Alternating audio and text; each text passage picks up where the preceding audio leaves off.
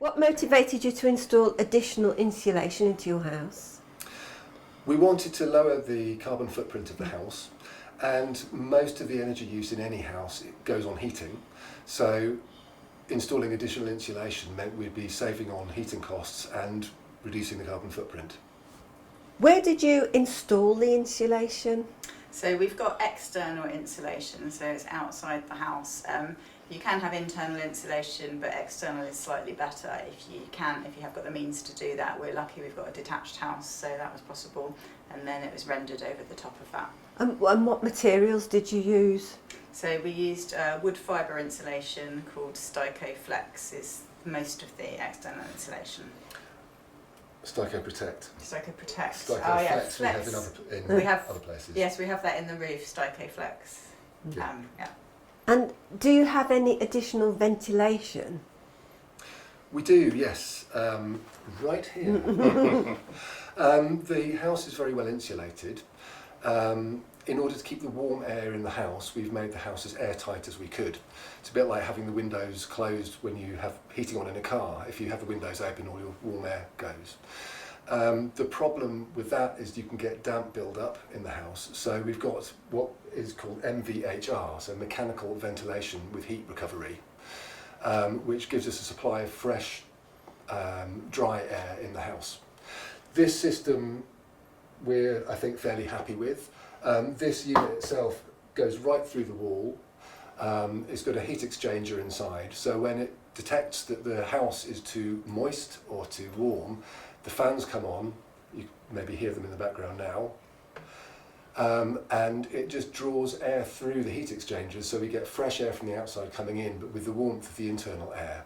So for very little energy use, we keep fresh, warm air in the house. And how comfortable is it in your house in different seasons? Yeah, very comfortable, yeah, and it's very warm, which is obviously great. And we did actually find when it was particularly hot recently, we experimented with this MVHR and closed the windows and allowed the MVHR to kind of ventilate the house. It goes into a summer mode, and actually we found it was slightly cooler with the MVHR on and the windows closed than with the windows open. But yeah, it's lovely and toasty warm. It's so nice when we come in and the house is warm without the heating even being on most of the time. And it's fresh air as well. It's never gets stuffy. What sort of advice did you get before starting? We did a lot of reading. We did a lot of internet research. We're lucky enough to have within the family some green building specialists. But what works best, where we got most advice, I think, was finding an architect that we liked. And one of the things I think was key for us, there's lots of ways of being green.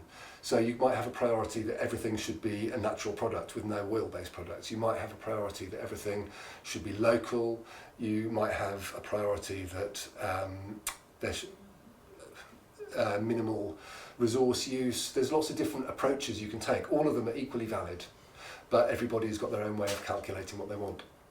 And we were lucky enough to find a very experienced, good green architect whose priorities were pretty much exactly the same as ours. So when it came to the inevitable making of compromises, she was recommending things that we felt comfortable with, and we were requesting things that she felt comfortable with. So we got a lot of really good advice by finding the right architect. And what recommendations would you give to someone considering improving their own home insulation? Well, it completely depends on your budget, obviously. I think in terms of insulation, it is a really key way to reduce your bills and to make your house more comfortable. So, yeah, I think it really depends on your budget so much.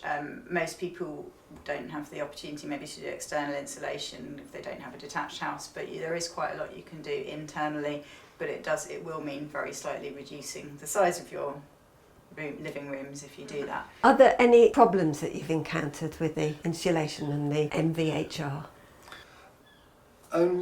Not really. There were issues making sure that the builder understood all the issues. They weren't a specialist green builder, and there was things that they didn't fully grasp at the time. But since the building's been finished, very little. The one thing that I would note is making sure that the design of the MVHR system should be an integral part of the design of the house. One thing we've found is the siting of this unit is absolutely fine.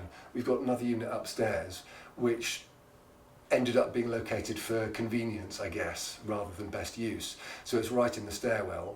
So with this unit, the fresh air comes out the bottom. So we've got a unit upstairs which is meant to be ventilating upstairs, and of course all the cool air comes out into the stairwell and comes straight down. So the upstairs of our house is quite a bit warmer than the downstairs, and that would have been avoided by making sure that the siting of these MVHR units was really integral in the design of the house. As it was, they were a little bit of an afterthought, and it's fine that we don't have problems upstairs. It's not going to cause any issues long term, but had we known that, had we got it designed in properly, I think we would have had a more even spread of temperature. Yeah, and I think if you having MVHR installed, obviously you would generally only need that if the house is airtight. You get it more increasingly with new builds. And the other thing, I think definitely with MVHR especially, it was worth getting, if it's possible, to get the people who designed it to install it, because our builders didn't quite do the best job they could have done on that. And we think it actually would have been cheaper in the long run to get the experts to do it, which is generally good advice for building projects. Pay the extra to get the experts to do it. It usually saves you money in the long run. Yeah.